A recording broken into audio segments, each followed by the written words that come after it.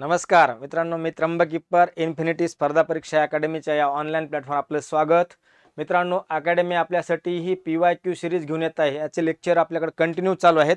आपल्याला अकॅडमीने नवीन लक्षात ठेवा आणखीन एक गोष्ट, IMP टॉपिक हे लक्षात ठेवा, जे काही महत्त्वाचे टॉपिक आहेत एग्जामच्या दृष्टीने, ज्या काही TCS IBPS अंतर्गत एग्जाम होते त्या अनुषंगाने अकॅडमी आपल्यासाठी IMP टॉपिक मागील 2 दिवसांमध्ये महत्त्वाचं म्हणजे काँग्रेसचे अधिवेशन, काँग्रेसची स्थापना, त्याचप्रमाणे जे काही IMP टॉपिक आहेत, उदाहरणामध्ये आज आपण आर्य समाज, प्रार्थना समाज, थिओसॉफिकल सोसायटी, यंग बंगाल चळवळ, रामकृष्ण मिशन जे एग्जाम ओरिएंटेड आहेत या अनुषंगाने हे टॉपिक घेऊन येत आहेत। आणखीन एक अकॅडमीचा इनिशिएटिव्ह आहे, याच टॉपिकवरचे अप्लाइड लेवलचे MCQ जे काही महत्त्वाचे MCQ आहेत, जे एग्जामच्या दृष्टीने खूप गरजेचे आहेत, हे आपण तीनही आमचं सिरीज लक्षात ठेवा, जीकेचं चालू आहे, PYQ कंटिन्यू सिरीज चालू आहे, टॉपिक सध्या सुरू आहेत आणि याच्यावर पण आमचं काम चालू आहे। त्यामुळे आपल्याला हे सगळं आमच्या इन्फिनिटी स्पर्धा परीक्षा यूट्यूब चॅनलला ही माहिती मिळून जाईल। चॅनल सबस्क्राईब करा, आमचं इन्फिनिटी स्पर्धा परीक्षा हे ॲप आलं, ॲप डाउनलोड करा आणि टेलिग्राम चॅनल जॉईन करा। मित्रांनो, काही तुमच्या कमेंट असतील तर नक्कीच सांगा। चला आपण एक एक करून आजचे एग्जाम ओरिएंटेड ज्या काही महत्त्वाचे टॉपिक आहेत, जे एग्जामच्या दृष्टीने आहेत, महत्त्वाचे आहेत, त्या अनुषंगाने आपण एक एक टॉपिक कव्हर करूया। आजचा पहिला टॉपिक आहे आर्य समाज। बघा, आर्य समाज, आर्य समाज, आर्य समाज म्हटलं की व्यक्तिमत्वाचं नाव येतं स्वामी दयानंद सरस्वती। काय? स्वामी दयानंद सरस्वती यांचं कार्य आणि त्यांचं योगदान आपण कधीच विसरू शकत नाही। स्वामी दयानंद सरस्वती हे संस्थापक होते, परंतु एक आपण सिस्टमॅटिक समजून घेऊया, जेणेकरून संस्थापक कोण होते? स्वामी दयानंद सरस्वती। मित्रांनो, ज्यांनी वेदाकडे चला हा नारा दिला होता, स्वामी दयानंद सरस्वती आर्य समाजाचे संस्थापक होते, बरोबर आहे। आपण आर्य समाज आणि स्वामी दयानंद सरस्वती यांना आपण एकाच लेक्चरमध्ये डिटेलमध्ये कव्हर करू, जेणेकरून तुम्हाला आपल्याला येणारे क्वेश्चन कव्हर करता येतील। त्यांचा परिचय म्हणजे पार्श्वभूमी, त्यांची आपण पार्श्वभूमी बघूया दयानंद सरस्वती यांची, त्याचप्रमाणे त्यांचे गुरु असतील, त्यांचे विचार असतील, आर्य समाजाची स्थापना बघूया, आर्य समाज स्थापना केव्हा केली, तसंच त्यांची विचारधारा, उदाहरणामध्ये त्यांची विचारधारा काय होती, त्यांची शिकवण काय होती, त्यांचं कार्य काय होतं, विचारधारा। तसंच पुढे महत्त्वाचं त्यांचे बुक्स आणि वृत्तपत्र, ह्याला IMP करा, बुक्स लक्षात ठेवा, जे काही बुक्स आणि न्यूजपेपर याच्यावर पण आपल्याला प्रश्न येतो की आर्य समाजाचे संस्थापक स्वामी दयानंद सरस्वती यांचं पुस्तक, ज्याला सत्यार्थ प्रकाश, याच्यावर पण प्रश्न येतात। आणि त्यांच्या मृत्यूनंतर आर्य समाजाचं कार्य, मृत्यू आणि त्यांच्या नंतर आर्य समाजाचं कार्य, आपल्याला ह्या सगळ्या गोष्टी आजच्या लेक्चरमध्ये सिस्टमॅटिक बघायच्या, जेणेकरून तुम्हाला सगळंच कव्हर होईल। मित्रांनो, पहिल्या सुरू आपण त्यांची पार्श्वभूमी बघूया। स्वामी दयानंद सरस्वती यांचा जन्म, आपल्याला एक एक करून गोष्टी क्लिअर करूया, जेणेकरून एग्जामच्या दृष्टीने आपल्याला ह्या गोष्टी महत्त्वाच्या आहेत। 12 फेब्रुवारी, तारीख पाठ करा, 12 फेब्रुवारी 1824 ला ही गोष्ट, ही तारीख आपल्यासाठी महत्त्वाची आहे। गुजरातमध्ये त्यांचा जन्म झाला होता, गुजरात, IMP करा ह्या पॉइंटला, 12 फेब्रुवारी 1824 ला त्यांचा जन्म झाला होता आणि फक्त 21व्या वर्षी, लक्षात ठेवा, त्यांनी गृहत्याग केला। काय केला? गृहत्याग केला आणि सत्याच्या शोधामध्ये, का गृहत्याग केला? सत्याच्या शोधामध्ये निघाले, सत्याच्या शोधामध्ये, आणि भ्रमण करू लागले। काय? भ्रमण करू लागले। जेव्हा ते भ्रमण करत असताना, लक्षात ठेवा, 24व्या वर्षी, बघा किती, 24व्या वर्षी त्यांना एका व्यक्तीची भेट होते। गुरु हे नाव पाठ करा, त्यांना जे प्रथम व्यक्ती भेटले, दांडी ऋषी संपूर्णानंद हे पहिल्यांदा त्यांना गुरु भेटले, गुरु दांडी ऋषी संपूर्णानंद। महत्वाचं बघा, हे त्यांना पहिल्यांदा भेटले म्हणून त्यांचे हे पहिले गुरु आहेत, परंतु त्यांचे वास्तविक गुरु हे महर्षी विरजानंद सरस्वती आहेत। त्याच्यामुळं दांडी ऋषी संपूर्ण यांनी त्यांना, त्यांचं जे मूळ नाव होतं, लक्षात ठेवा, मुलाशंकर, काय नाव होतं त्यांचं मूळ नाव? मुलाशंकर किंवा मुळाशंकर, हे नाव बदलून त्यांना दयानंद सरस्वती हे नाव दिलं होतं। काय नाव दिलं? दयानंद सरस्वती हे नाव संपूर्णानंद यांनी दिलं होतं, गुरु संपूर्णानंद यांनी। आपल्याला हा महत्त्वाचा टर्निंग पॉईंट माहीत असू द्या। म्हणजे त्यांचं नाव काय होतं, मुळाशंकर. 12 फेब्रुवारी 1824 गुजरातमध्ये जन्म झाला. 21व्या वर्षी घरत्याग केला आणि त्यांना पहिले जे गुरु भेटले त्यांचं नाव दांडी ऋषी संपूर्णानंद. आपल्याला आणखीन एक गोष्ट महत्वाची माहिती राहावं, त्यांचे वास्तविक गुरु कोण, हा परीक्षेला जर प्रश्न आला, त्यांचे वास्तविक गुरु कोण, वास्तविक गुरु ह्या पॉइंट नोट करून ठेवा जेणेकरून आपल्याला कन्फ्यूज करू शकतं. वास्तविक गुरु कोण, तर महर्षी विरजानंद स्वामी. काय, महर्षी विरजानंद स्वामी हे त्यांचे वास्तविक गुरु होते. कुणाचे, स्वामी दयानंद सरस्वती यांचे. आणि विशेष म्हणजे हे गुरु हे नेत्रहीन होते. काय होते, नेत्रहीन होते. जे काही मुळाशंकर किंवा स्वामी दयानंद सरस्वतीच्या मनामध्ये ज्या समस्या आहेत, या समस्याचं समाधान दांडी ऋषी संपूर्ण यांच्याकडून न झाल्यामुळे ते परत भ्रमण करू लागले आणि त्यांच्या पूर्ण समस्याचं समाधान महर्षी विरजानंद स्वामी यांनी केलं आणि त्यांना खरं वास्तविक ज्ञान कुणाला, स्वामी दयानंद सरस्वतीला प्राप्त झालं. वेदाचं अध्ययन, शिक्षण, वेदाची शिक्षण, अध्ययन आणि याच ठिकाणी लक्षात ठेवा स्वामी दयानंद सरस्वती यांनी वेदाकडे वळले. कुणाकडे, वेदाचं अध्ययन, वेदाकडे वळले, वेदाचं अध्ययन केलं, शिक्षण घेतलं आणि त्यांनी एक नारा दिला, महत्वाचा नारा आहे, वेदाकडे चला, बॅक टू वेदाज, वेदाकडे चला. ही घोषणा पाठ करा, एक्झामला हा प्रश्न येऊ शकतो. ही घोषणा कुणी दिली, तर स्वामी दयानंद सरस्वती यांनी वेदाकडे चला हा घोषणा दिली होती. विशेष म्हणजे बघा त्यांनी 1863 मध्ये, हा पॉइंट महत्वाचा आहे, 1863 त्यांनी आयुष्यामध्ये पहिल्यांदा जे काही समाजामध्ये आडंबर आहे, पाखंड आहे, याच्या विरोधामध्ये आग्रा या ठिकाणी काय केलं, आग्रा या ठिकाणी त्यांनी या सर्व गोष्टीविषयी, पाखंडाविषयी काय केलं, त्यांनी फतवा काढला म्हणायला हरकत नाही, एक विचार मांडले. यानंतर त्यांनी बघा महत्वाचा टर्निंग पॉइंट आपल्या लेक्चरचा, आर्य समाज. काय, आर्य समाजाची स्थापना मुंबई या ठिकाणी, तारीख आहे 10 एप्रिल 1875 मुंबई या ठिकाणी आर्य समाजाची स्थापना केली. कुणा, स्वामी दयानंद सरस्वती यांनी.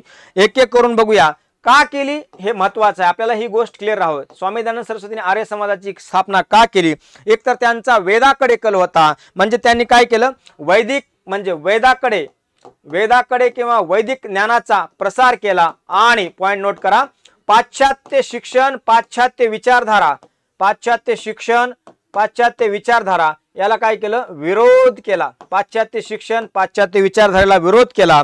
आणि यानंतर मुंबईहून 1875 स्थापन झालेलं आर्य समाजाचं हेडक्वार्टर 1877 हा पॉइंट नोट करा, लाहोर या ठिकाणी ट्रान्सफर केलं. मित्रांनो, एक प्रश्न येईल तुम्हाला, सर्वात जास्त आर्य समाजाचे अनुयायी कोणत्या क्षेत्रामध्ये आहेत, किंवा सर्वात जास्त सुरुवातीला हेडक्वार्टर कुठं होतं, मुंबईला, नंतर स्थलांतर कुठे केलं, लाहोरला. बघा लक्षात ठेवा, लाहोर हे भारताच्या, लक्षात ठेवा कोणत्या दिशेला आहे, हे आपलं लॉजिक राहील. मग ज्या लाहोरला हेडक्वार्टर ट्रान्सफर झाल्यानंतर आर्य समाजाचे खरे अनुयायी लक्षात ठेवा, पंजाब, राजस्थान, ह्या गोष्टी आपल्याला माहित राहू द्या. प्रसार कुठं झाला, पंजाब, राजस्थान, यूपी आणि गुजरातच्या काही भागामध्ये आर्य समाजाचा विस्तार झाला, अनुयायी जास्त होते. यानंतर बघा त्यांनी हिंदू धर्माचे, वेदाकडे चला, हिंदू धर्माची शिकवण यावर त्यांनी फोकस केलं. आणि महत्वाचं बघा आणखीन एक, 1872चा एक टर्निंग पॉइंट आहे, कुठंतरी टीप म्हणून लिहा. 1872 ब्रह्मो समाजाचे प्रचारक, अनुयायी आचार्य केशवचंद्र सेन, हा पॉइंट नोट करा, केशवचंद्र सेन यांच्याशी मुलाखत झाली. आणि मुलाखत झाल्यानंतर केशवचंद्र सेन यांनी स्वामी दयानंद सरस्वती यांना एक सजेशन दिलं, एक सल्ला दिला की स्वामी दयानंद सरस्वती हे आपले विचार संस्कृत भाषेमध्ये मांडत होते. आणि केशवचंद्र सेन यांनी सल्ला दिला की तुम्ही इथून पुढं आपले विचार हे हिंदी भाषेमध्ये मांडा. काय, हिंदी भाषेमध्ये. म्हणून लक्षात ठेवा, स्वामी दयानंद सरस्वती यांनी हिंदीमध्ये आपले विचार मांडले आणि काय केलं, हिंदीचा प्रसार करायला लागले. कारण का, भारतामध्ये सर्वसामान्य जनतेपर्यंत जर पोहोचवायचं असेल, सर्वसामान्याला अवगत असणारी भाषा मुख्यतः लक्षात ठेवा उत्तर भारतामध्ये काय होती, हिंदी होती. यानंतर बघा प्रार्थना समाजासोबत त्यांचं काही वैचारिक जमलं नाही. यानंतर त्यांनी आपलं कार्य हळूहळू भारतभर सुरू ठेवलं. आता आर्य समाजाची विचारधारा महत्वाची आहे. काय, विचारधारा, एक्झामला हे विचारू शकतात, आर्य समाजाची विचारधारा हा टर्निंग पॉइंट आहे आर्य समाजासंबंधी, की समाजाची ही विचारधारा काय होती. सरळ सरळ आहे, वेदाकडे चला म्हणजे वेदाकडे चला, पहिलाच पॉइंट होता, म्हणजे वेद हे सर्वस्व आहेत, वेदाकडे चला. वेद काय आहेत? सर्वस्व आहेत. सर्वस्व लक्षात ठेवा. सर्व काही वेदामध्ये, सर्व काही सोल्युशन वेदामध्ये, म्हणजे वेदाकडे चला हा नारा होता. दुसरं कर्म सिद्धांत, पुनर्जन्म, ब्रह्मचार्य, संन्यास या हे लक्षात ठेवा. ते जीवनाचे आधारस्तंभ सांगितले त्यांनी. जीवनाचे आधारस्तंभ ह्या गोष्टी माहिती राहू द्या. IMP करा या पॉइंटला. आर्य समाजामध्ये ज्या काही बेसिक गोष्टी सांगितलेल्या आहेत त्याच्यामध्ये कर्म सिद्धांत, कर्म सिद्धांत, यानंतर पुढचा महत्वाचा पॉइंट पुनर्जन्म, कर्म सिद्धांत, पुनर्जन्म, संन्यास आणि ब्रह्मचार्य. ब्रह्मचार्य ह्या गोष्टी काय आहेत? आधारस्तंभ सांगितले आहे जीवनाचे, कसं आर्य समाजाच्या विचारधारेमध्ये. याच्यानंतर महत्वाचा पुढचा पॉइंट, पाखंड समाजामध्ये काही वाईट रूढी परंपरा किंवा मूर्तीपूजा, कर्मकांड, जादूटोणा आहेत अशा गोष्टीला विरोध. म्हणजे समाजामधल्या ज्या काही वाईट रूढी परंपरा चालीरीती आहेत, उदाहरणामध्ये जादूटोणा असेल, मूर्तीपूजेला विरोध केलाय. हे पॉइंट नोट कर चला. मूर्तीपूजेला विरोध, समाजामध्ये काही आडंबर, पाखंड या गोष्टीला विरोध. तसंच स्त्री, दलित, शूद्र या समाजातील जे कमजोर घटक आहेत यांना लक्षात ठेवा वेदाचं अध्ययन करण्याचा अधिकार. म्हणजे लक्षात ठेवा वेदाचा सरळ सरळ अर्थ होतो वेदाचा सर्वांना अध्ययन करण्याचा, सर्वांना अध्ययन करण्याचा अधिकार, करण्याचा हक्क किंवा अधिकार. ही विचारधारा होती आर्य समाजाची. लक्षात ठेवा. महत्वाचा हाच टर्निंग पॉइंट आहे की ही विचारधारा आर्य समाजाची होती. पुढचा महत्वाचा पॉइंट, जाती आधारित वर्ण व्यवस्था नाकारली होती. काय? कर्म आधारित, जाती आधारित हा पॉइंट नोट करा. जाती आधारित वर्ण व्यवस्था नाकारली होती. वर्ण व्यवस्था नाकारली. मग जाती आधारित नाकारली म्हणजे कशावर? तुमच्या कार्यावर. म्हणजे कर्म आधारित वर्ण व्यवस्थेचा पुरस्कार केला होता. कसं? कर्म आधारित वर्ण व्यवस्थेचा पुरस्कार, जाती आधारित वर्ण व्यवस्थेला विरोध केला होता. यानंतर त्यांचे धार्मिक विचार लक्षात ठेवा. काही गोष्टीमध्ये प्रहारवादी होते. त्यांनी धार्मिक विचाराच्या बाबतीत काय केलं? जे स्वधर्म सोडून परधर्माचा स्वीकार केला आहे, स्वधर्माचा त्याग केला आहे, त्यांना स्वधर्मामध्ये आणण्यासाठी त्यांनी शुद्धीकरण चळवळ IMP करा मित्रांनो ह्या पॉइंटला. कोणत्या समाजाने खालीलपैकी शुद्धीकरण चळवळ सुरू केली हा प्रश्न येऊ शकतो. याला IMP करा. तर आर्य समाजाने शुद्धीकरण चळवळ राबवली होती. त्यांना सैनिक हिंदुत्ववादी, पुनर्स्थापनावादी असे पण म्हटले जात होते. यानंतर व्हॅलेंटाईन चिरो लेखक आहेत लक्षात ठेवा. त्यांनी स्वामी दयानंद सरस्वती यांना भारतीय असंतोषाचे जनक म्हणलेलं आहे. जसं टिळकांना म्हणत तसंच यांना पण म्हटलं होतं. यानंतर हे आपण त्यांचे विचार ऐकले, आर्य समाजाचे धार्मिक विचार, आर्य समाजाचे या महत्त्वाचे हे थॉट्स होत्या. परंतु आर्य समाजाचं समाजाबाबत काय मत होतं हे पण पाहणं गरजेचं आहे. आर्य समाजाचं सामाजिक विचार, याच्यावर सामाजिक विचार आपल्याला एक्झामच्या दृष्टीने महत्त्वाचे आहेत. सामाजिक विचार काय होते? उदाहरणामध्ये विधवा विवाहाचं समर्थन केलं होतं. काय? विधवांचा पुनर्विवाह म्हणजे विधवा विवाहाचं समर्थन, विधवा विवाह किंवा विधवा पुनर्विवाह याचं समर्थन केलं होतं. दुसरा महत्वाचा पॉइंट, जेणेकरून आपल्याला बालविवाह, सतीप्रथा, कन्या हत्येला विरोध. म्हणजे बालविवाहाला विरोध, बघा बालविवाह नाकारला, कन्या हत्याला विरोध. कन्या हत्या ही भारतीय समाजामध्ये वाईट परंपरा होती. सतीप्रथेला विरोध, सतीप्रथेला विरोध ह्या सामाजिक विचारधारा होती. महत्वाचं समाजामधल्या जे काही सर्व धर्मामधल्या ज्या वाईट रूढी परंपरा आहेत त्याला विरोध होता. स्त्री शिक्षणाचा पुरस्कार, ही पण पॉइंट नोट करा. स्त्री शिक्षणाचा पुरस्कार, हे पॉइंट नोट करत चला. एक्झामला हा प्रश्न विचारू शकतात. याच्यानंतर जातीवादाला विरोध. काय? जातीवादाला विरोध, जातीवादाला विरोध हा महत्वाचा पॉइंट आहे. जातीवादाला विरोध. यानंतर त्यांचे काही राष्ट्रीय विचार होते, ज्याला आपण म्हणू की नॅशनल लेवलला महत्वाचे विचार होते. स्वराज्याचं त्यांनी समर्थन केलं होतं. राष्ट्रीय विचार हा प्रश्न महत्वाचा आहे. राष्ट्रीय विचार, आर्य समाजाचे आणि स्वामी दयानंद सरस्वती यांचे राष्ट्रीय विचार काय किंवा आर्य समाज विचारधारा कशी होती? स्वराज्याप्रती लक्षात ठेवा, स्वराज्य. दुसरा महत्वाचा पॉइंट, स्वदेशीचा पक्ष म्हणजे स्वराज्य स्वदेश, स्वदेशीचा पुरस्कार केला होता. स्वधर्माचा पुरस्कार केला होता. परधर्माला विरोध नव्हता लक्षात ठेवा. स्वधर्माचा पुरस्कार केला होता. पाश्चात्य शिक्षेला विरोध होता हे कन्फर्म आहे। आणि हिंदी भाषेचा पुरस्कार हे लक्षात ठेवा, हा IMP पॉइंट करा, हिंदी भाषा ला राष्ट्रभाषा व्हावी त्यांचं असं म्हणणं होतं, दर्जा द्यावा। सो भाषेचा पुरस्कार।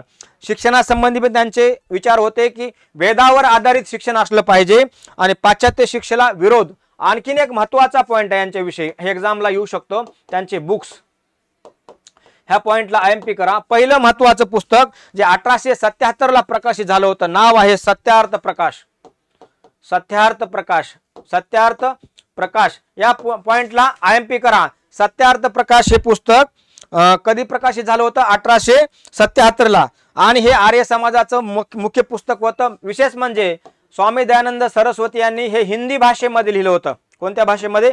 हिंदी भाषेमध्ये। आपल्याला विचारू शकतात कोणत्या भाषेमधलं आणि संबंधित पुस्तक?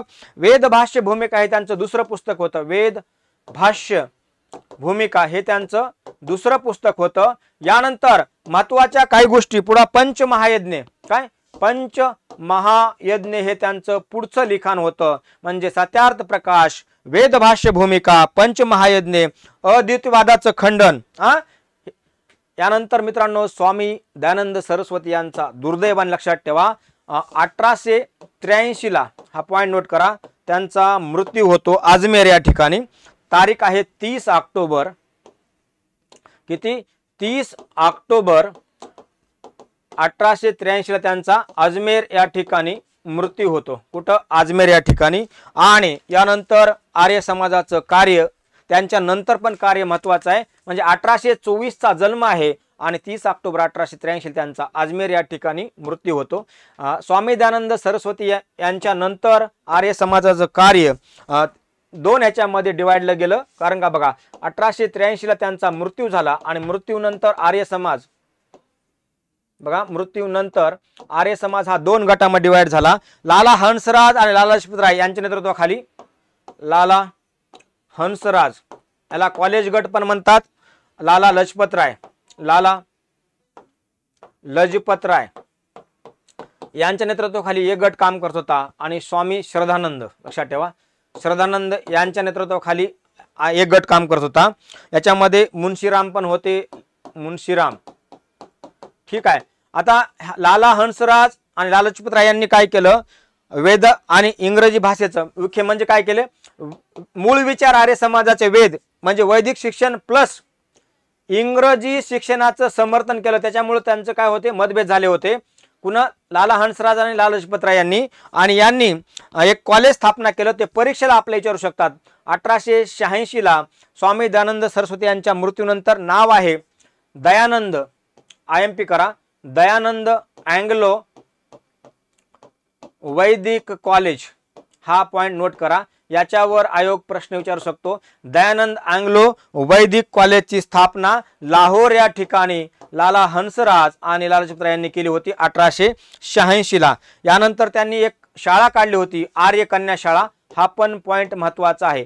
आर्य कन्या शाळा, आर्य कन्या शाळेची स्थापना 1890 ला केली होती। ह्या दोन गोष्टी कॉलेज गटाने केल्या होत्या। स्वामी श्रद्धानंद आणि मूलराम, लक्षात ठेवा, यांनी जे कार्य केलं, मूलराम यांनी वैदिक शिक्षेचं म्हणजे मूळ आर्य समाजाचे विचार वैदिक शिक्षेचं समर्थन केलं। त्यांनी काय केलं होतं? वैदिक प्लस इंग्रजी शिक्षणाचं समर्थन केलं होतं। आता यांना गुरुकुल गट असे म्हणतात। यांचं जे कार्य होतं हरिद्वारा, म्हणजे कुठं? आजचं हरिद्वार या ठिकाणी गुरुकुल कांगडी, लक्षात ठेवा, त्यांनी काय केलं? या ठिकाणी मुलीची शाळा स्थापन केली, त्याला गुरुकुल विद्यालय पण म्हणतात, गुरुकुल विद्यालय।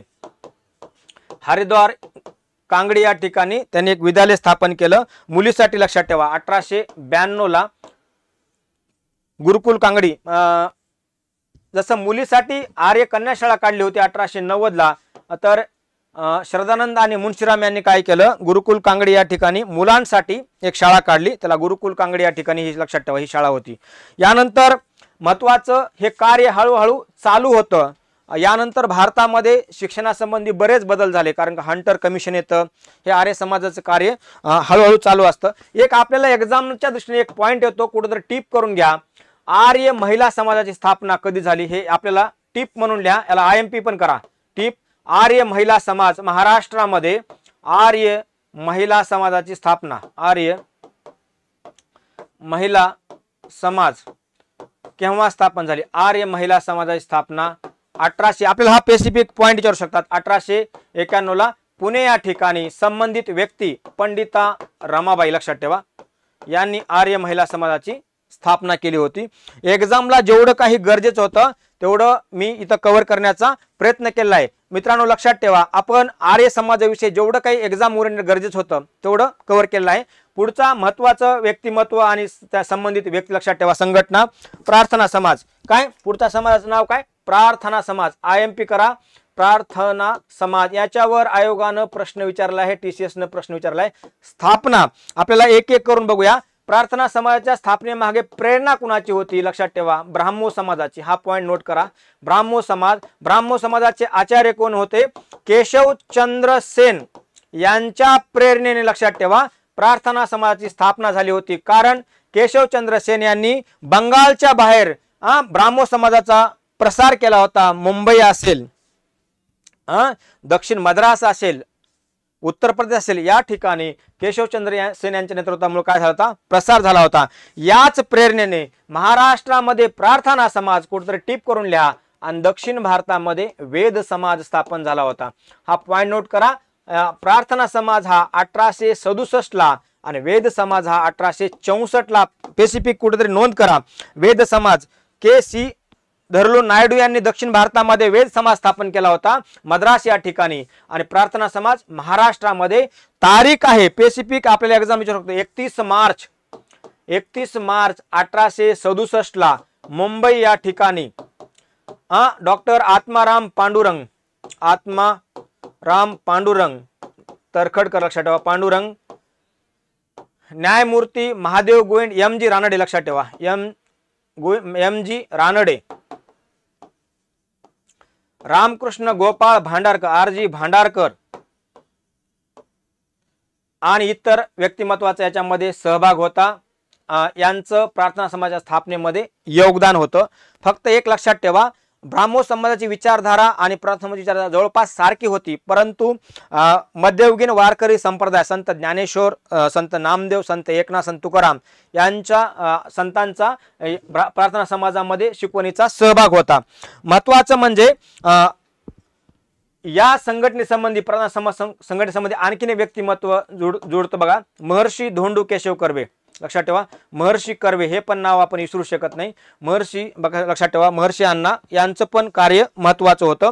आता प्रार्थना समाजाने काय महत्वाचं कार्य केलं जेणेकरून समाजामध्ये बदल झाला, समाजाला एक वेगळी दिशा देण्याचं काम केलं? तर महत्वाचं म्हणजे त्यांनी दलित जाती मंडळ, ज्याला आपण डिप्रेस क्लास मिशन म्हणतो, दलित जाती मंडळाची स्थापना केली. या मंडळाच्या मार्फत बघा त्यांचं कार्य, दलित जाती मंडळ याच्या मार्फत, ज्याला आपण डिप्रेस क्लास मिशन म्हणू, दलित असतील, कमजोर घटक समाजामधले, त्यांना शिक्षा देण्याचं, त्यांना दिशा देण्याचं कार्य केलं. समाज सेवक संघ, दुसरं संघटना काय केली? समाज सेवक संघाची स्थापना केली, याच्या मार्फत पण कार्य केलं. तसंच डेक्कन एज्युकेशन सोसायटीची स्थापना, कारण का याच्यातले बरेच व्यक्ती डेक्कन एज्युकेशन सोसायटीची स्थापना, ही संघटना 1884 ला कुठं? पुणे या ठिकाणी स्थापन झाली होती. आणि या संघटनेच्या अंतर्गत पुणे या ठिकाणी FC कॉलेज म्हणजे फर्ग्युसन कॉलेजची स्थापना 1885 ला. याच्या संबंधित व्यक्ती लक्षात ठेवा, लोकमान्य बाळ गंगाधर टिळक असतील, न्यायमूर्ती महादेव गोविंद रानडे, भांडारकर यांचा सहभाग होता. याच्यानंतर महत्वाचं म्हणजे या ठिकाणी FC कॉलेजमध्ये महर्षी धोंडू केशव कर्वे यांचं पण योगदान आहे. महत्वाचं म्हणजे हे काही मी व्यक्ती नाव घेतलं, महादेव गोविंद रानडे असतील, महर्षी धोंडू केशव कर्वे यांचं कार्य हे महाराष्ट्राचे, लक्षात ठेवा, आधुनिक महाराष्ट्रामध्ये खूप महत्वाचं आहे. सुरुवातीला महादेव गोविंद रानडे हे मुंबई हायकोर्टामध्ये जज होते. नंतर त्यांचं अनेक ठिकाणी त्यांचं महत्वाच्या संघटनेमध्ये, संस्थेमध्ये योगदान आहे. विधवा विवाहाचे ते समर्थक होते. विधवा पुनर्विवाह संघटनेची त्यांनी स्थापना केली होती. बालविवाहाला त्यांचा विरोध होता. त्याचप्रमाणे महर्षी धोंडू केशव कर्वे यांनी बघा अशा काही गोष्टी कार्य केलं की म्हणजे बोले तसा चाले त्यांचा वृंदावली पावले. महर्षी धोंडू केशव कर्वे यांनी विद्वांसाठी 1899 ला प्रार्थना समाजाच्या अंतर्गत कार्य करत असतानाच धोंडू केशव कर्वे यांनी 1899 ला, हा पॉइंट पाठ करा, महर्षी कर्वे यांनी काय केलं, 1899ला विधवा आश्रमाची स्थापना केली. हा आयोगानं प्रश्न विचारलाय, विधवा आश्रम, विधवा आश्रमाची स्थापना केली 1899ला. विधवा पुनर्विवाहावर भर देणे, त्यांचं स्वावलंबन करणे, स्त्री शिक्षण देणे, त्यांना कार्य करण्यासाठी प्रोत्साहन करणे, स्वयंविवाह घडवून आणणे, असे अनेक कार्य प्रार्थना समाजाच्या संबंधित महर्षी धोंडू केशव कर्वे यांनी केलं. महर्षी धोंडू केशव कर्वे यांचं उल्लेख आलाय, त्यांचं कार्य लक्षात घेता याचप्रमाणे त्यांचं आणखीन एक महत्त्वाचं कार्य आहे. उदाहरणामध्ये 1896ला अनाथ बालिकाश्रमची स्थापना, त्याचप्रमाणे त्यांनी स्त्री शिक्षणाचा पुरस्कार केला होता, बालविवाहाला विरोध केला होता.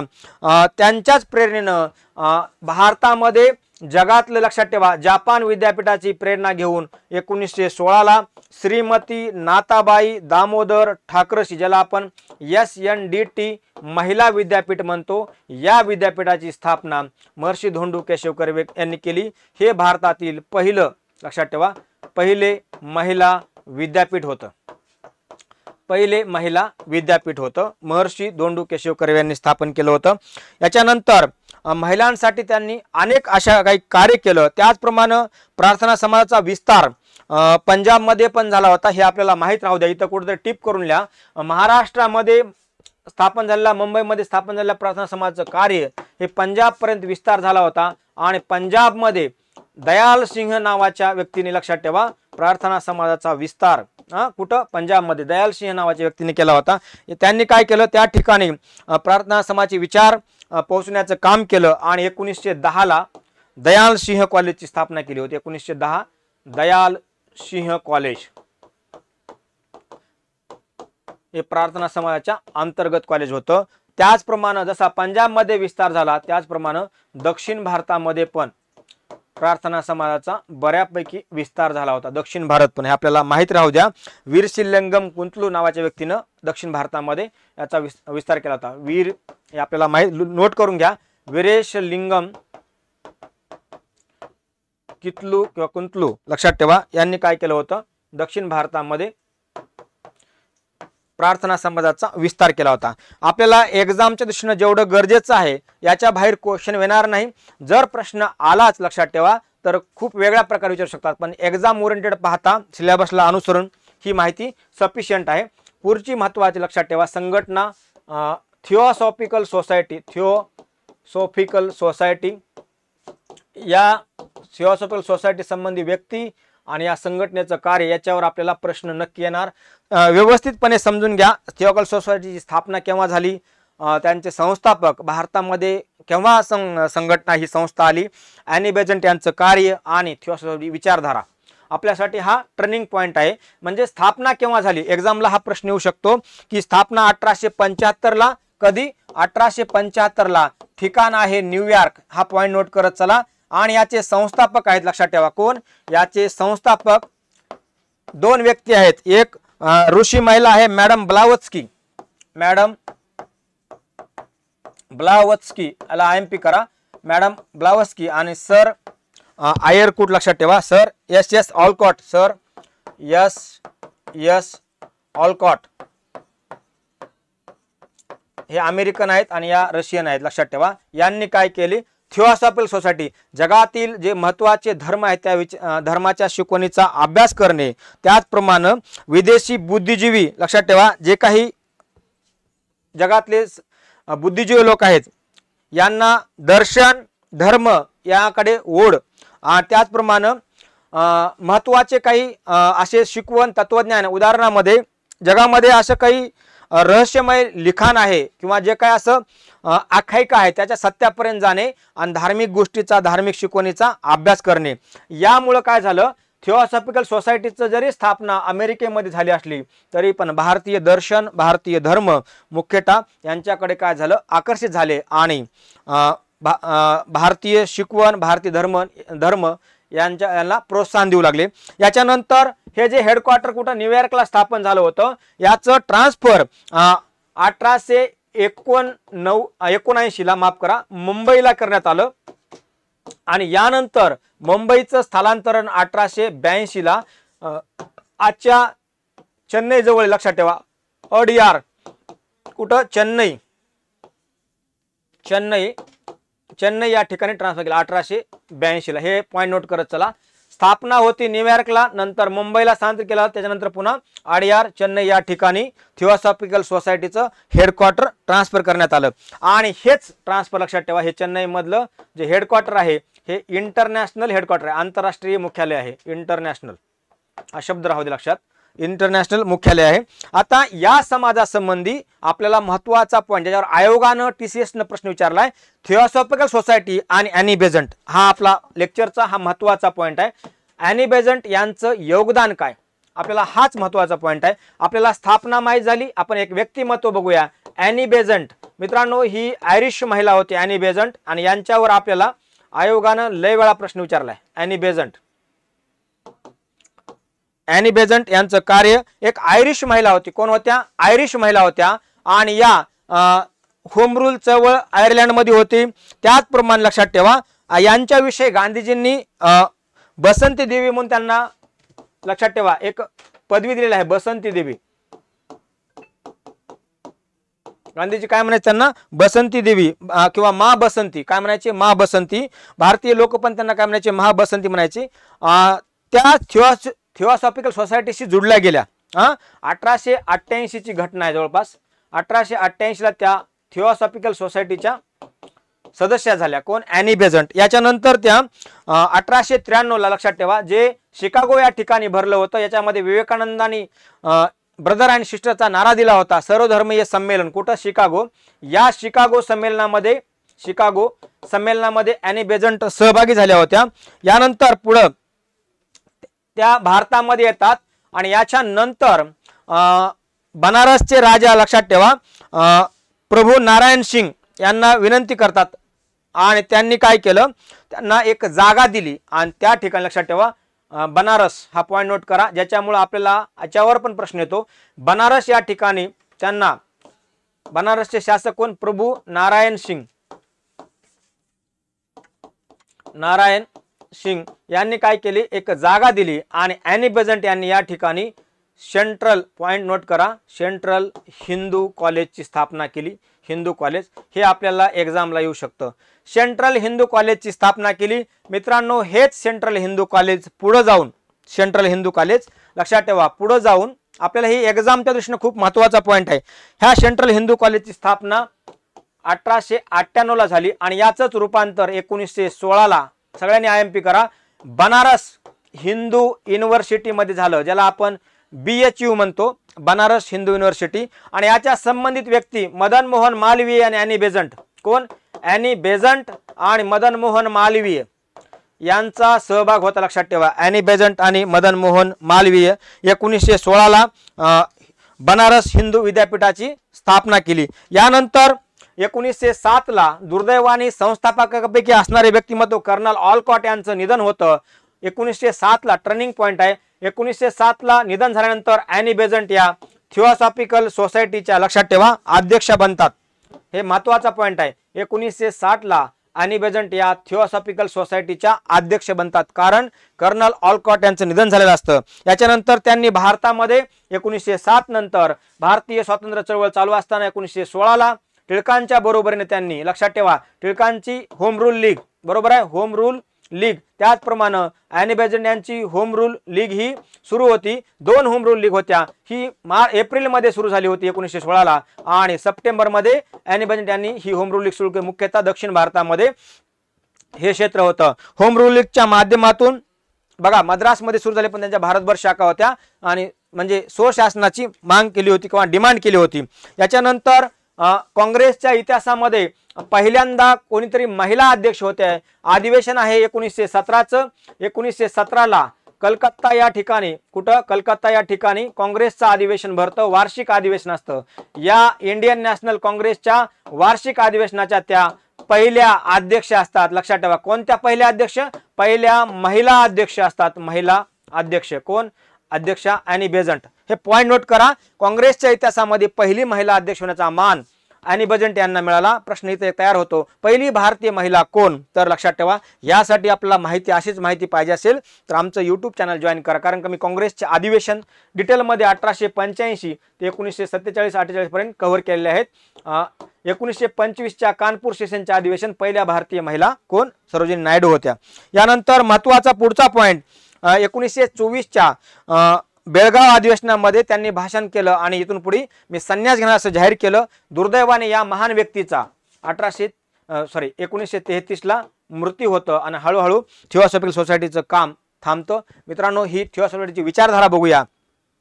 खरं तर हिंदू धर्मापासून प्रेरित झालेलं शिकवण भारतामध्ये रुजवण्याचं काम भारतीय दर्शन, भारतीय योग दर्शन, भारतीय सांख्य दर्शन, आत्म्याचं अमरत्व, पुनर्जन्मवाद आणि कर्म सिद्धांत याचा theosophical society, Annie Besant, colonel Olcott, लक्षात मॅडम ब्लाउस्की यांनी पुरस्कार केला, याचा प्रसार केला.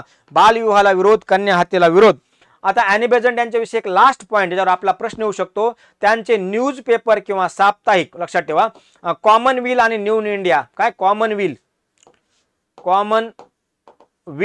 आणि न्यू इंडिया, हे पॉईंट नोट करा. आणि न्यू इंडिया हे दोन त्यांचे इंग्रजी साप्ताहिक होते. याच्यावर आयोग आपल्याला प्रश्न विचारू शकतो. इंग्रजी भाषेमधले साप्ताहिक होते. याच्या बाहेर प्रश्न जाणार नाही, कारण का थिओसॉफिकल सोसायटी आणि ॲनी बेझंट एक्झाम क्वेश्चन हा महत्त्वाचा टॉपिक आहे. पुढचा महत्त्वाचा पॉईंट ज्याला यंग बंगाल चळवळ म्हणतो किंवा मुवमेंट, यंग बंगाल चळवळ. मित्रांनो, या पॉइंटला IMP करा. एक व्यक्तीचं नाव आहे सर हेनरी वेबन डेरोजिया.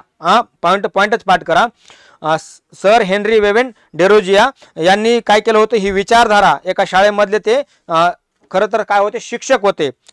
हेनरी विवियन डेरोजिया, हे नावच पाठ करा. हेनरी विवियन डेरोजिया किंवा ह्याला डेरोजिया पण चळवळ म्हणतात, डेरोजिया. मित्रांनो, ही यंग बंगाल चळवळ काय होती? आधी क्रक्स समजून घेऊया, वापस आपण येऊया. तीव्र गतीनं क्रांतीनं, लक्षात ठेवा, तीव्र गतीनं परिवर्तन घडवणे कुठल्याही गोष्टीमध्ये, उदाहरणामध्ये क्रांतीच्या मार्गाने बदल घडवणे, क्रांतीच्या मार्गाने बदल घडवणे तीव्र गतीने, म्हणजे सिस्टम जी पूर्व चालू आहे धीमी गतीनं त्याच्यामध्ये चेंज करणे आणि शीघ्र परिवर्तन करणे. कोणत्याही गोष्टी असेल, स्वातंत्र्याची चळवळ असेल, कुठल्याही गोष्टी असेल.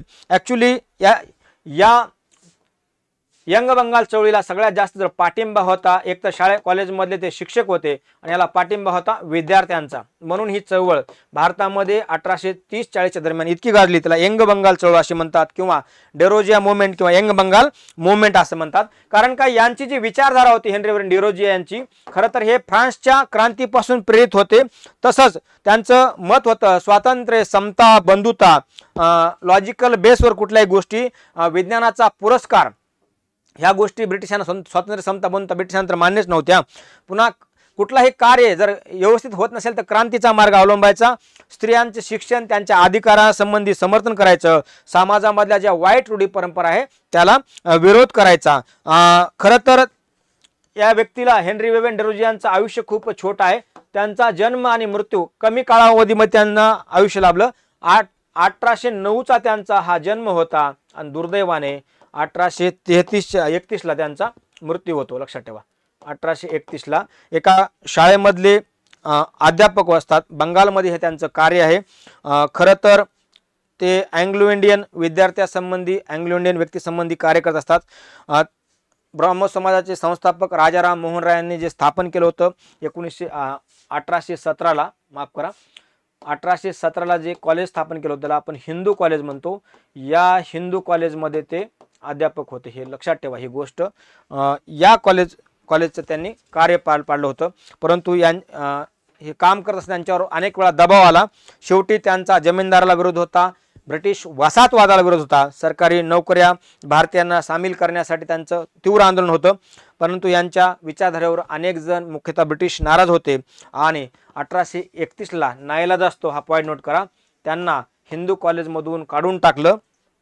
आणि यानंतर बघा त्यांनी यंग बंगाल आंदोलन सुरुवात केली होती. हेच आपण यंग बंगाल आंदोलन पाहिलं. महत्त्वाचं म्हणजे त्यांचे काही पुस्तक आहे ज्याच्यावर आपला प्रश्न येऊ शकतो, ते म्हणजे ईस्ट इंडिया. हा पॉईंट नोट करा. यंग बंगाल आंदोलन, ईस्ट इंडिया, हेनरी वेबन डेरोजिया यांचं पुस्तक आहे ईस्ट इंडिया. हे त्यांचं बुक आहे. आपल्याला हे महत्त्वाचं बुक माहीत राहावं. त्यांनी काही बंगहित सभा, डिबेटिंग क्लब, अकॅडमिक असोसिएशन अशा छोट्या मोठ्या संस्था पण हेनरी वेबन डेरोजिया यांनी स्थापन केल्या होत्या. आपल्याला चळवळ माहीत राहावं. यंग बंगाल चळवळ संस्थापक हेनरी वेबन डेरोजिया, ते हिंदू कॉलेजमध्ये शिक्षक होते.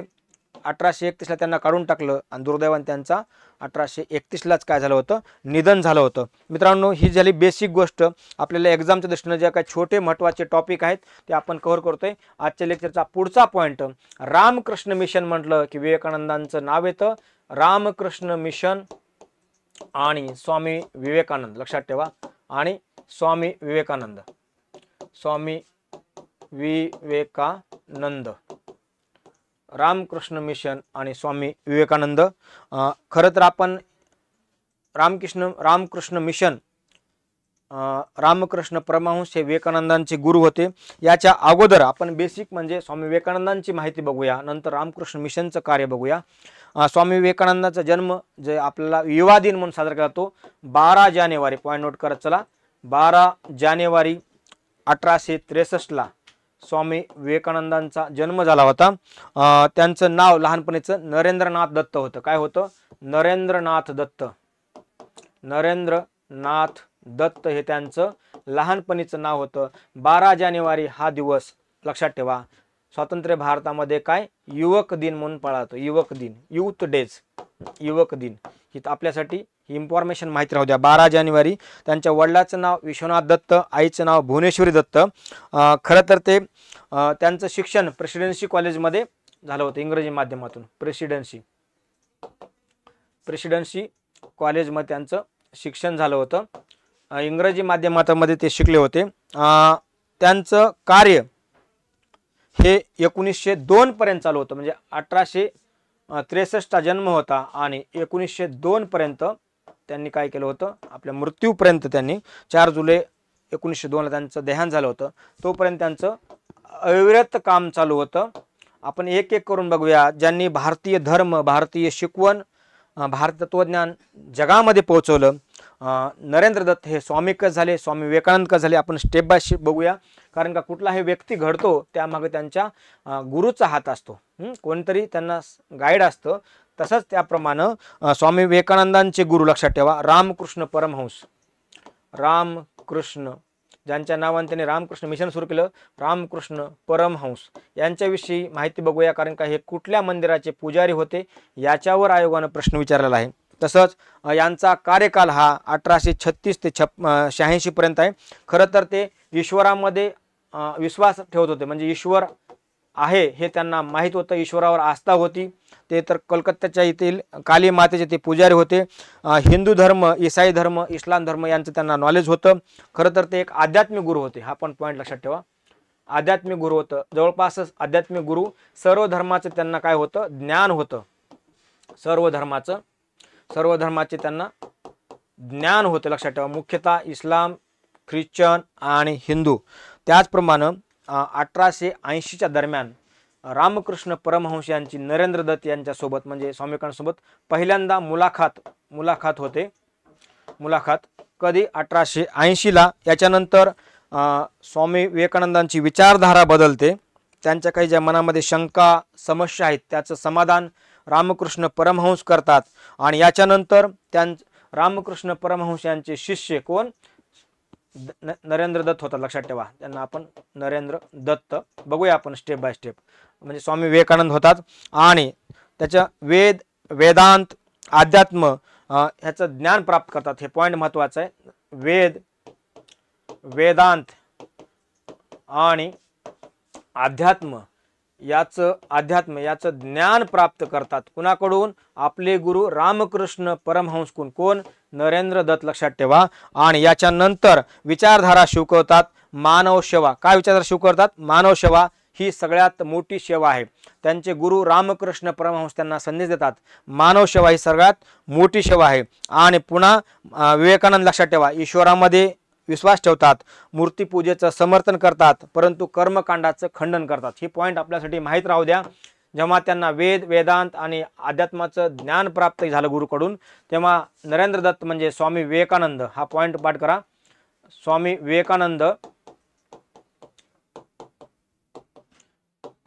विवेकानंद बघा ईश्वरावर विश्वास ठेवतात. हा परीक्षा लिहू शकतो. ईश्वरावर विश्वास, मूर्तीपूजेला लक्षात ठेवा. मूर्ती आपल्याला हा प्रश्न कसाही येऊ शकतो. मूर्तीपूजा मूर्तीपूजेला त्यांचं समर्थन असतं परंतु हे लक्षात ठेवा, परंतु कर्मकांड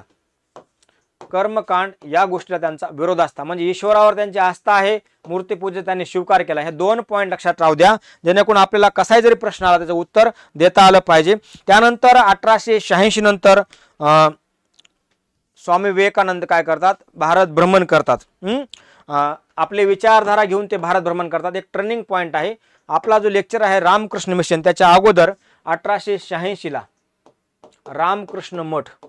रामकृष्ण मठाची स्थापना, यानंतर ते भारत भ्रमण करतात। हा पॉइंट लक्षात ठेवा। का भ्रमण करतात, त्यांना जे ज्ञान प्राप्त झालं होतं त्यासाठी त्यांनी काय केलं, आपले गुरुचं विचारधारा घेऊन प्रसार करण्यासाठी भारत भ्रमण करतात। याच दरम्यान पुढचा पॉइंट 1893 ला अमेरिकेतील म्हणजे US मधील शिकागो या ठिकाणी सर्व धर्म संमेलन असतं, सर्व धर्म संमेलन। या संमेलनामध्ये भारताचे प्रतिनिधी म्हणून लक्षात ठेवा, सर्व धर्म संमेलन कुठं असतं, शिकागो अमेरिका या ठिकाणी। या संमेलनामध्ये प्रतिनिधी मधून कुणाचे, हिंदू धर्माचे प्रतिनिधी म्हणून स्वामी विवेकानंदांना प्रतिनिधी म्हणून पाठवलं जातं। तत्पूर्वी खेत्री रियासत, ज्याला आपण म्हणतो खेत्री संस्थानाचे राजा महाराजा कुंवर अजित सिंह यांनी काय केलं, नरेंद्र दत्त यांना विवेकानंद हे नाव दिलं। काय दिलं, विवेकानंद। हा शब्द महत्त्वाचा लक्षात ठेवा, विवेकानंद। हे विवेकानंद नाव खेत्री संस्थानाचे राजा कुंवर अजित सिंह यांनी शिकागो संमेलनाला जाण्याच्या अगोदर नरेंद्र दत्त यांना विवेकानंद हे नाव दिलं। काय नाव दिलं, विवेकानंद हे नाव दिलं। आणि कारण का, ते विचारधारेचा प्रसार करण्यासाठी जाणार होते आणि पुन्हा आर्थिक मदत पण केली। त्यानंतर स्वामी विवेकानंद 1893 ला अमेरिकेतील विश्व धर्म संमेलनामध्ये सहभाग घेतात आणि या ठिकाणी बघा, या ठिकाणी 11 सप्टेंबर तारीख महत्वाची आहे, 11 सप्टेंबर 1893 ला स्वामी विवेकानंद या संमेलनामध्ये भाषण देतात। लक्षात ठेवा, भाग घेतात आणि भाषण देतात। आणि ते भाषण जगामधले सगळ्या धर्माचे तत्वज्ञानी, गुरु, फिलॉसॉफर, वेगळे व्यक्ती उपस्थित असतात। पण याच्यामध्ये शेवटी त्यांचं एवढं भाषण गाजतं की सुरुवातच लक्षात ठेवा, ब्रदर आणि सिस्टर या वाक्यानं करतात। त्याच्यामुळे एवढं त्यांचं भाषण गाजलं की एवढं भाषण प्रसिद्ध झालं की अमेरिकेच्या इतर सर्व व्यक्तीमध्ये ते काय झाले, प्रसिद्ध झाले।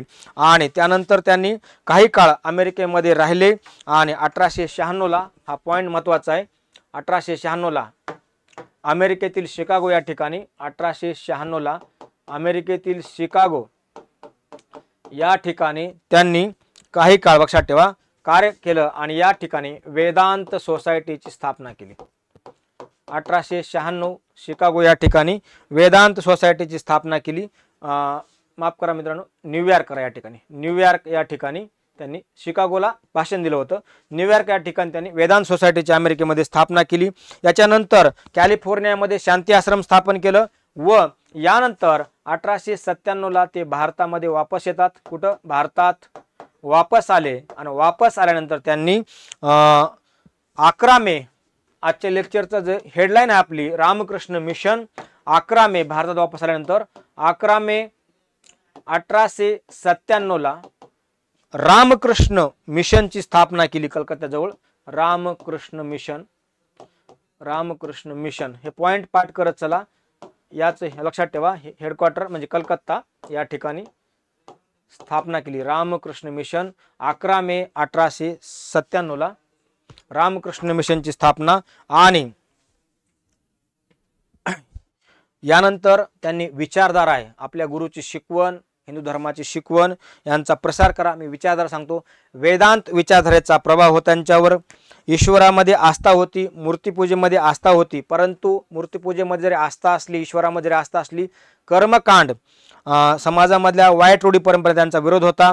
सामाजिक रूढी परंपरा ज्या समाजाला विघातक आहेत, घातक आहेत, त्यांना विरोध। सर्व धर्म समूहाची त्यांनी काय केलं होतं, सर्व धर्म समूहाचा पुरस्कार केला होता। परंतु लक्षात ठेवा, मानव सेवा ही सगळ्यात मोठी सेवा आहे. त्यांचा गुरुचा मूलमंत्र त्यांनी आयुष्यभर जपला. मानव सेवा ही ईश्वर सेवा, यासाठी त्यांनी आयुष्यभर काम केलं.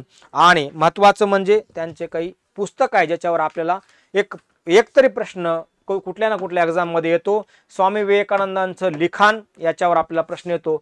बुक्स महत्त्वाचे आहेत. पहिलंच पुस्तक लक्षात ठेवा, मैं समाजवादी हूँ. काय? मैं समाजवादी हूँ. मैं समाजवादी हूँ हे पुस्तक विवेकानंदाचं आहे. आपल्याला हे एक्झामच्या दृष्टीनं महत्त्वाचं आहे. पण ज्ञानयोग, कर्मयोग आणि राजयोग याच्यावर प्रश्न आलेला आहे. ज्ञानयोग बघा, त्याच्यानंतर कर्मयोग आणि राजयोग याच्यावर आयोगानं प्रश्न आलेले हे तिन्ही लिखाण विवेकानंदांचं आहे. आणि आणखीन एक महत्त्वाचं, प्राच्य आणि पाश्चात्य लक्षात ठेवा, ज्याला आपण ईस्ट आणि वेस्ट म्हणतो, हे पण त्यांचं लिखाण आहे. प्राच्य आणि पाश्चात्य, प्राच्य व पाश्चात्य हे पण त्यांचं लिखाण आहे. ज्ञानयोग, कर्मयोग, राजयोग, प्राच्य आणि पाश्चात्य हे त्यांचं लिखाण आहे. यानंतर 1898ला ते दुसऱ्यांदा अमेरिकेमध्ये जातात. त्याच्यानंतर पुढं रशिया जातात, जर्मन जातात, पॅरिसचा दौरा करतात, कारण पॅरिसमध्ये दुसरं विश्वधर्मीय संमेलन होणार होते. याच्यानंतर पुढं त्यांचे एक महत्त्वाचे 2 पत्रिका आहे, ज्याला आपण न्यूजपेपर म्हणूया. प्रबुद्ध भारत बघा, न्यूजपेपर, ह्याच्यावर पण प्रश्न येऊ शकतो. न्यूजपेपर ज्याच्यातून विवेकानंदांचे विचार प्रसिद्ध झाले. प्रबुद्ध भारत हे इंग्रजी भाषेमधलं प्रबुद्ध भारत, आणि दुसरं बांगलामधलं उद्बोधन. उद्बोधन लक्षात ठेवा, उद्बोधन हे बांगला भाषेमध्ये होतं, वरचं इंग्रजी भाषेमध्ये, इंग्रजी भाषा आणि हे बांगला भाषेमधलं महत्त्वाचं. यानंतर आणखीन एक गोष्ट, सिस्टर निवेदिता यांच्यावर आपल्याला प्रश्न येऊ शकतो. ॲक्च्युली खरं तर ह्या सिस्टर निवेदिता ह्या आयरिश महिला होत्या. कोण होत्या? ज्यांना आपण भगिनी निवेदिता म्हणतो. भगिनी निवेदिता लक्षात ठेवा, त्या कोण होत्या? एक आयरिश महिला होत्या. आयरिश महिला होत्या. या विवेकानंदांच्या लक्षात ठेवा शिष्या होत्या. त्यांचं मूळ नाव मार्गारेट नोबेल. काय होतं नाव त्यांचं? मार्गारेट नोबेल हे त्यांचं मूळ नाव होतं, परंतु त्यांना सिस्टर निवेदिता म्हणतात. 1898 मध्ये वंचित मुलीसाठी त्यांनी शाळा काढली होती. काय केली होती? भगिनी निवेदिता यांनी 1898ला भारतामध्ये वंचित मुलीसाठी शाळा काढली होती. काय काढली होती? शाळा काढली होती. आणि त्यांनी भगिनी निवेदिता यांनी विवेकानंदासंबंधी एक पुस्तक लिहिलं होतं. ते पुस्तक आपल्याला एक्झामच्या दृष्टीनं किंवा ते बुक्स महत्त्वाचं आहे. भगिनी निवेदिता यांनी विवेकानंदाविषयी एक बुक्स लिहिलं होतं. त्या बुक्सचं नाव आहे द मास्टर. बघा, मास्टर्स आय सॉ हिम. या पुस्तकाला अंडरलाईन करा. भगिनी निवेदिता यांनी विवेकानंदावर जे पुस्तक लिहिलं होतं त्या पुस्तकाचं नाव आहे द मास्टर आय सॉ हिम. ठीक आहे मित्रांनो, भगिनी निवेदिता ह्या आयरिश महिला होत्या. विवेकानंदांचे विचार, त्यांचं व्यक्तिमत्वाला प्रभावित होऊन त्या भारतामध्ये आल्या आणि त्यांनी भारतामध्येच आपलं आयुष्य, उर्वरित आयुष्य भारतामध्येच विवेकानंदांची विचारधारा, त्यांची शिकवण रामकृष्ण मिशनच्या कार्यामध्ये वाहून घेतलं. मित्रांनो लक्षात ठेवा, आजच्या लेक्चरचा मोटो एकच होता, ज्या ज्या काही आपल्याला एक्झामच्या दृष्टीनं महत्त्वाच्या गोष्टी आहेत त्या कव्हर करायचा. आपल्याला लक्षात ठेवा, हे IMP टॉपिकचं सिरीज तर कंटिन्यू चालूच राहणार आहे. याच्या अगोदर आपण PYQ सिरीज घेतोय. आता एक्झाम जशी जवळजवळ येईल त्या अनुषंगानं अकॅडमी आपल्यासाठी MCQ IMP अप्लाइड लक्षात ठेवा हे पण सिरीज आम्ही घेऊन येतोय. यासाठी आपल्याला एकच करायचंय, आमचं ॲप आलेलं आहे इन्फिनिटी स्पर्धा परीक्षा. ॲप्लिकेशन डाउनलोड करा. आमचे यूट्यूब चॅनल इन्फिनिटी स्पर्धा परीक्षा अकॅडमी याला विजिट करा. चॅनल सबस्क्राईब करा, लाईक करा आणि कमेंट करा. धन्यवाद. भेटूया पुन्हा. Thank you very much.